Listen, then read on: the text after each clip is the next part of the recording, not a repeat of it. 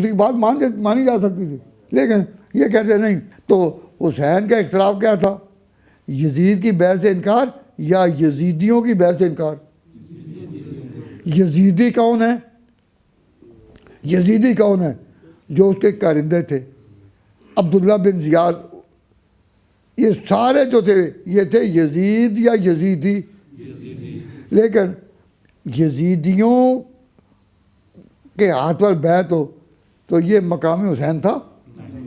इतना बड़ा आदमी जो नबी का निवासा हो,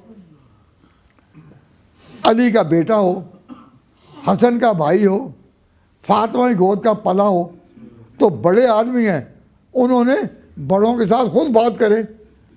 हज़रत हसन ने मुआविया से खुद बात की थी। तो यजीद से बात करने का हक भी किसको था?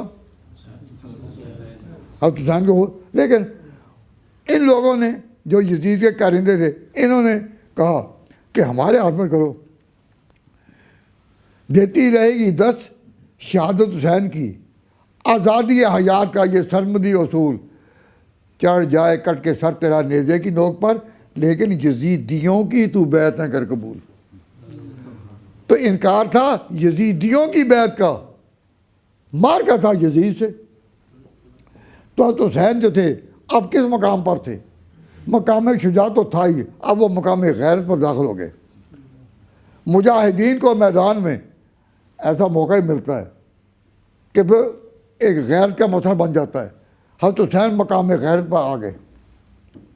जब वो कहते हैं मुझे उसके पास ले चलो मैं बात करूं, तो रोकने वाले तुम कौन हो?